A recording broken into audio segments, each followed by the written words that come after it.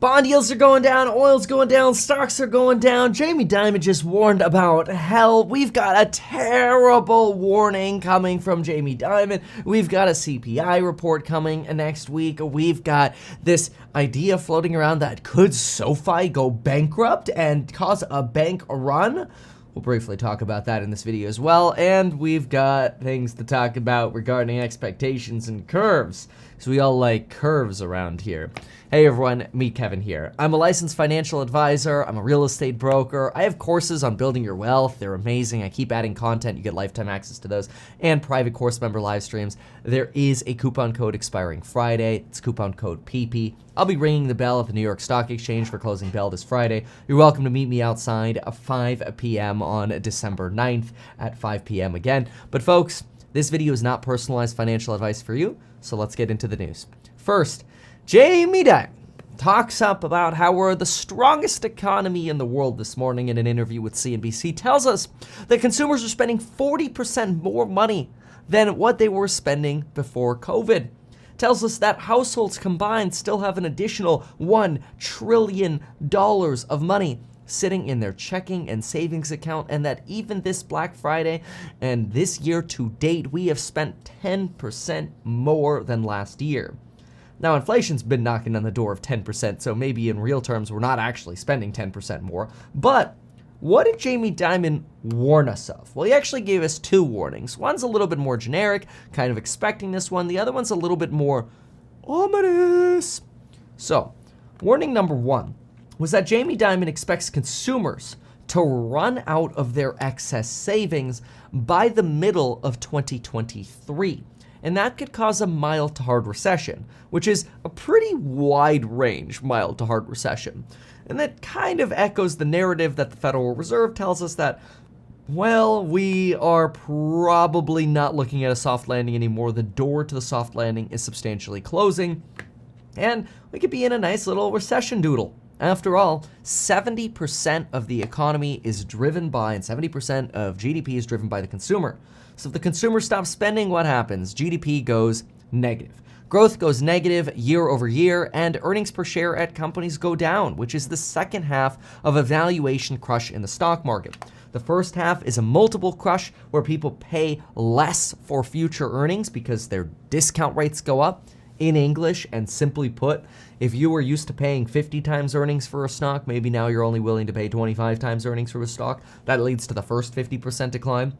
And then if all of a sudden earnings go down 50%, well then that multiple is now multiplying a number that's half as big, so the stock goes down another 50%. Simple!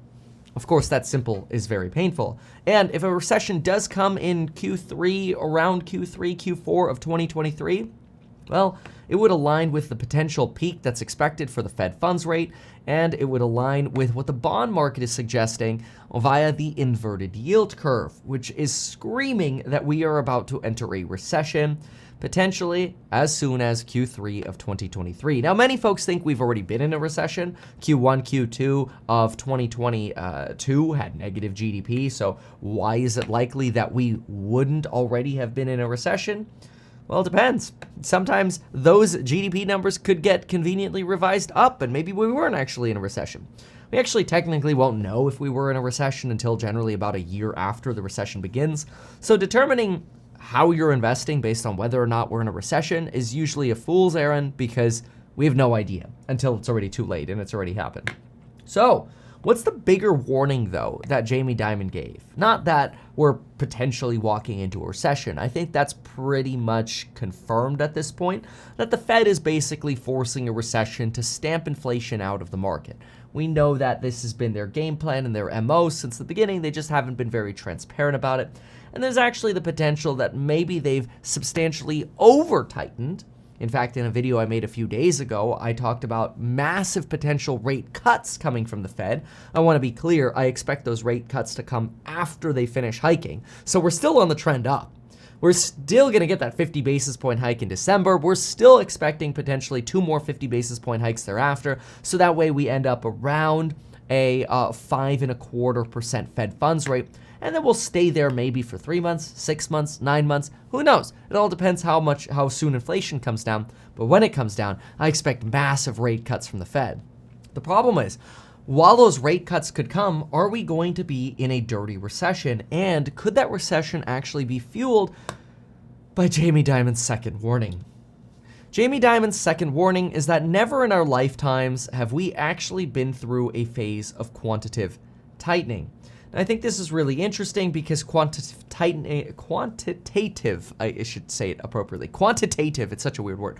Never in our lifetimes, he says, have we been through quantitative tightening, although there has been a little bit, so I think Jamie Dimon was being a little hyperbolic about this because we did have a little bit in 2018. This 2018 cycle over here was actually where the Fed began raising rates, and then they started running off their balance sheets a little bit here in 2018, which actually led to quite a bit of a panic in the market. We had quite a bit of a crash in December of 2018. And this tightening cycle became so severe in 2018 and 19 that Donald Trump threatened to fire the chair of the Federal Reserve, Jerome Powell, over rate hikes and the tightening cycle. So we did have a little bit of offloading here. But Jamie Dimon, the CEO of JP Morgan Chase, says, look, we've never been through a real QT cycle. So we have no idea what could happen. In fact, he goes as far as saying, look, if we have 2% inflation, it would not be unreasonable to have bond yields stay at 4% for a very long period of time. And if bond yields stay at 4% for a long period of time, mortgage rates are going to stay high for a very long period of time. And they're going to cause a lot of pain to the real estate market. The more pain you cause in the real estate market, the less consumers spend. Right now, Moody's is projecting that real estate prices are going to fall 15% from their peak in Q1, Q2 of 2022. They've already fallen about 6 to 10% in many markets, and I think we're going to go as far as 15 to 25%. And if Jamie Dimon is right, we walk into a recession and yields stay high because of quantitative tightening, then mortgage rates could stay high for a very long time, and the real estate bust could take years to bottom out, not a quick V-shaped recovery. Last time the real estate market collapsed in 2006, prices started falling. Prices really collapsed in 2009. We didn't bottom until the end, about November of 2011.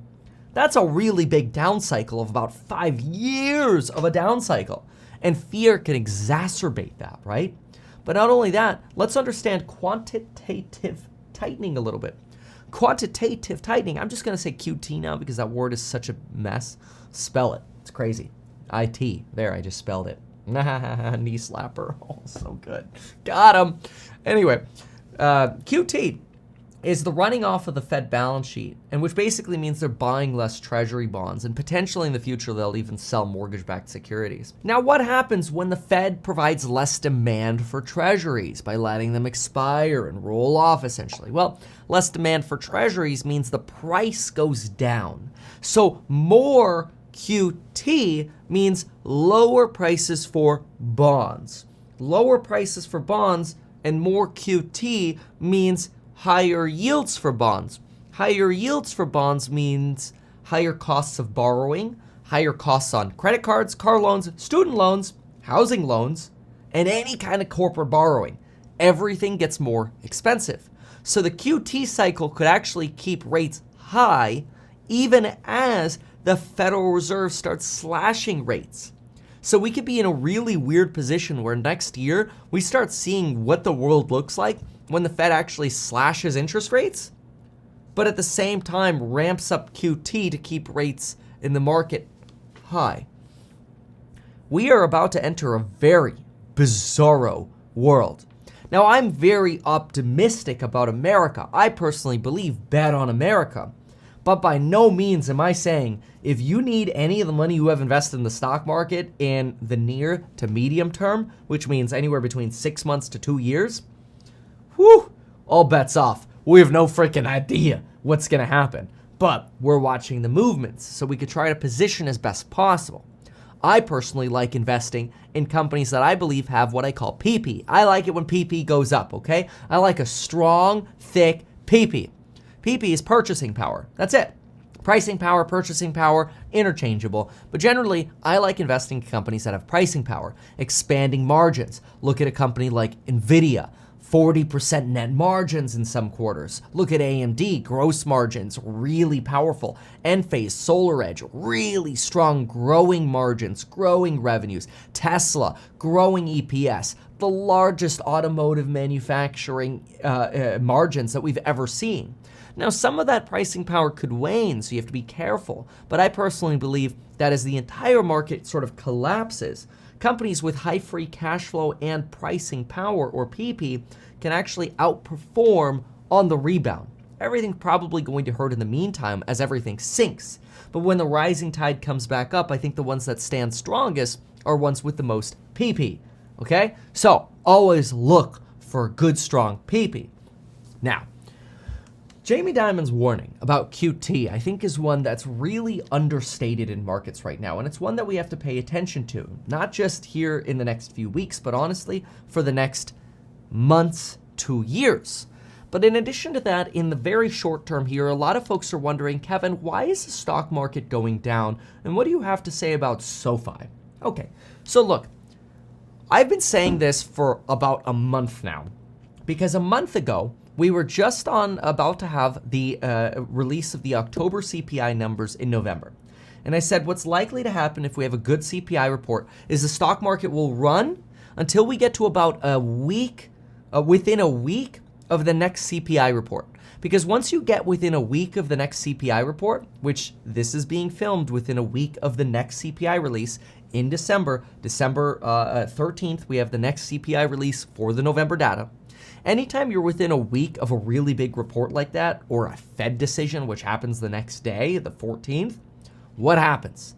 Well, institutional buyers stop buying. They start selling. Why? Because how the hell are you supposed to justify to your investors that you're on a buying spree right before critical data comes out?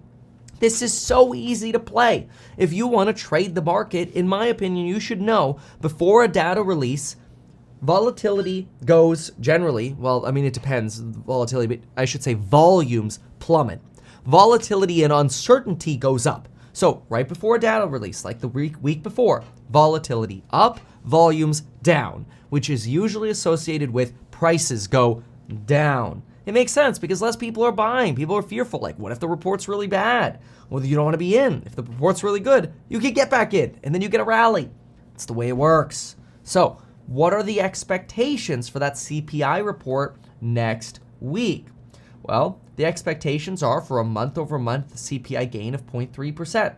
I hope we come into the low side of that. 0.3% is 3.6% annualized. I'd like to be closer to 2%, but I have no idea. Core CPI, 0.3 month-over-month. Year-over-year, we're expected to go from 7.7 down to 7.3. How nice it would be to get under 7% again. It's terrible. It's a very high level of inflation. And core year-over-year expected to go down to 6.1%. So, those are CPI expectations next week. And right now, the break-even rates for the market are a little volatile. They're up more than they've been down over the last few weeks. And unfortunately, that's been leading to some pain in the stock market. Keep in mind, break-evens are the market's measure of inflation. And when the market believes that inflation is potentially going to trend up, we see break-evens go up. So this is kind of what that chart looks like right here. And if you see the trend here since the war, we have a downtrend. But if you zoom in where I am blocking the screen right now, you see this volatility over here. We had a spike at the end of October, a nice relaxation after the October CPI read in November, nice plummet here. But going into the CPI print, we see this uncertainty again. That's what this is. It's the tumor of uncertainty. And uncertainty is exactly what's also weighing on a company like Sofi. Look, do we actually think Sofi is going to go bankrupt? Probably not. But what's an interesting thing to do if you want to understand a company like Sofi? Well, I have a very, and we reviewed this in detail in my course member live stream this morning. Remember, if you join any of the programs linked down below on Building Your Wealth, you get private access to me and our daily live streams. Some people join the courses just for that. It's actually not that expensive. You can get into our least expensive course and get access to these live streams for like, I think it's like $400 right now or something like that. For lifetime access to all of the future content that gets dropped in these courses, it's not bad. So I'd really consider that. Take advantage of that code PP linked down below in honor of pricing power. But in our course member live stream this morning, and I'm just going to speed this up, I have a very strict way of how I analyze cash. And so I pit SoFi's asset position when I strip out things like servicing rights, goodwill, intangibles. When I discount their loans, which are an asset for them because they make loans, discount their loans for credit losses beyond what they discount them to. I discount them to about $10 billion. I give them a cash position of about $1.2 billion. I say they have assets around $11.2 billion. That's the Kevin asset math, okay? That puts them around a book value of about $1 per share. So at about $1 per share, about $1 billion market cap after their liabilities, that's kind of where I put SoFi at. Like, okay, if they're trading for under $1 per share, they're at like $4 per share right now. That's when they're under Kevin's version of book value. They're actually knocking on the door of book value if you use their company's equity, but I think that gives too much value to potentially inflated loan values and potentially inflated equity. So based on Kevin's crazy math, I think a safe level of equity is around $1.2 billion for the company when I take out demand deposits and payables and long-term liabilities. Okay, this is being very aggressive. It's a large Warren Buffett style margin of safety, all right? So what I am concerned about, though, is if SoFi were to trade under $1, I would be fearful that the market is potentially trying to start pricing in a bank run risk. I don't actually think SoFi is going to go under $1. It is possible. If that were to happen, though, I would think, oh, wow, you could buy SoFi at a discount to their book value, which is a really good deal, potentially. Unless, of course, the market is pricing in a bank run. A bank run would occur if, let's say, if SoFi has $5 billion in customer deposits, which they roughly do, and 30% of them said, we want our money out. That would be them demanding $1.5 billion, but they only have $1.2 billion in actual cash and cash equivalents. They've got $1.2 billion. Well, then SoFi runs out of money and a bank run commences. Now, you do have FDIC deposit insurance because SoFi did get their banking license. You can verify that information on their website. So am I really concerned about a bank like SoFi, because they are a bank now, running out of money? No, not really. I mean, it's common for banks to lend out their deposits. I did think they had more cash, though. I was a little surprised. I thought, hey, they've got all these loans. They're using people's deposits to make loans, fractional reserve banking. I get it. My belief is that the real bank run risk for SoFi gets priced in when and if that stock falls even more. You start knocking on the door of $2 for the stock or under $3, then it's like, okay, are people really starting to get fearful about the platform? I don't think that fear exists right now. In fact, I think SoFi is doing great things. I think they're getting ready to announce the 3.75% yield on their checking or savings account or whatever. It's actually not that terrible, right? Like, that's pretty dang good. You don't have to deal with the headache of treasuries. Seems kind of epic to me. But then again, you wonder, like, do you want to keep your money in the safest places today? And is that potentially at, under your mattress? Maybe. Is it in gold? Maybe. Or is it at JP Morgan, where you just put your money in the big banks? I have no idea, but I've been asked about this, so I wanted to provide just a little bit of my brief look on this. I actually do think SoFi is growing very nicely, and they're doing a lot of personal loans, but then again, personal loans I think are very risky in a recession, so something to keep in mind. Then, what's going on with yield curves? Look, the yield curve is in the crappiest position that it's been at since really the 1980s when we got Paul Volckered. You can see on this left chart right here that I've just now zoomed into, see that blue line going under the white line? Yeah, that's how much the yield curve is inverted. Look how much it inverted in the 80s. And yield curves can invert for two reasons. One, they invert for monetary reasons, which is basically the Fed is just going into an aggressive tightening cycle that we don't think will last very long. Or it's just straight up fear that the economy is going to go into a deep recession. We don't really know what the reason is for this yield curve inversion. It's probably a little bit of both. That is, we're probably going to go into a recession, and the Fed is, after all, hiking very quickly. So I just want to encourage anybody who's investing right now to just be extremely patient. There's no way you can judge a stock or a company based on what's happening on the stock price day to day. I think the best thing to do is, if you want nothing to do and you want the most safety, cash. If you don't need the cash, you have enough income to support your expenses and you don't need what you're investing, put your blinders on to what your net worth is. Try to ignore that. I know it's very hard to do. I know the losses make you feel like, you get that lump in your throat and your eyes water up and it's like, damn, lost money. Yeah. Even though you haven't sold yet to realize it, it still hurts you. It makes you feel like you're making mistakes, right? That's what a recession is. A recession is designed to make you feel like shit. And if you feel like shit, the recession's working. That's what this is supposed to feel like. Yet, if you can have that power within yourself to zoom out and look at the last 100 years of the stock market, and you had to pick 10 points to invest in, I could almost guarantee you would pick a recession to invest in every single time. Are you going to be perfect with your timing? Absolutely not. Are people going to give you shit for being exposed to the stocks in this sort of environment? Absolutely. When I started buying real estate in 2011, everyone gave me crap. They're like, oh, real estate, that's such a terrible investment. Why would you invest in housing? Oh my gosh, what a scam. That's a fraud. The best time to invest. But we won't have that feeling potentially for another 5 years. Maybe in 5 years, we'll all be able to look back and go, damn, that PP got big. God, I love pricing power.